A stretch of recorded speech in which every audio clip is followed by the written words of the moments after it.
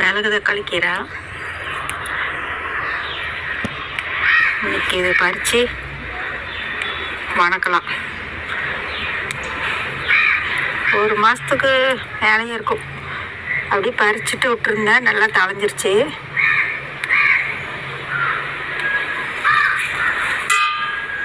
நம்ம ஊர் சைடு, அந்தியூர் சைடில் இது மிளகு தக்காளின்னு சொல்லுவோம்.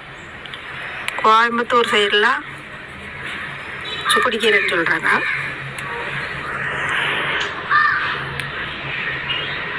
ஒவ்வொரு ஊர்லேயும் எந்த இந்த கீரைக்கு பெயர் என்னன்னு சொல்லுவேன்.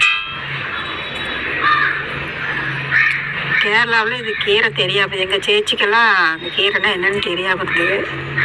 இப்போ நாங்கள் சொல்லி நல்லா இது சாப்பிட்டுட்டுக்கிறாங்க. வணக்கி நல்லா சாப்பிட்றாங்க.